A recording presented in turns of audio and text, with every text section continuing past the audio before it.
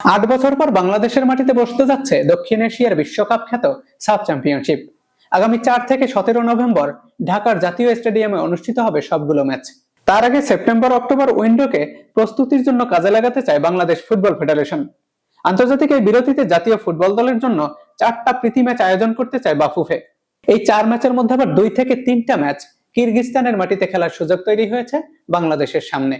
কারণ September October উইন্ডোতে সেখানে একটি 3 জাতি ফুটবল সিরিজে অংশ নিতে বাংলাদেশকে সম্প্রতি আমন্ত্রণ জানিয়েছে কিরগিজস্তান ফুটবল ইউনিয়ন।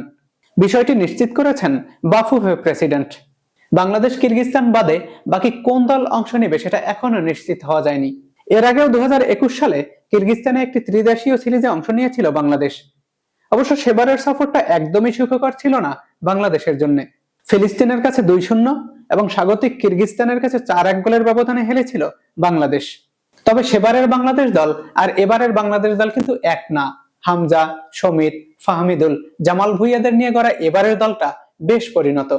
এই দলটা কিন্তু দক্ষিণ এশিয়ার যে কোনো দলকে হারানোর যোগ্যতা রাখে।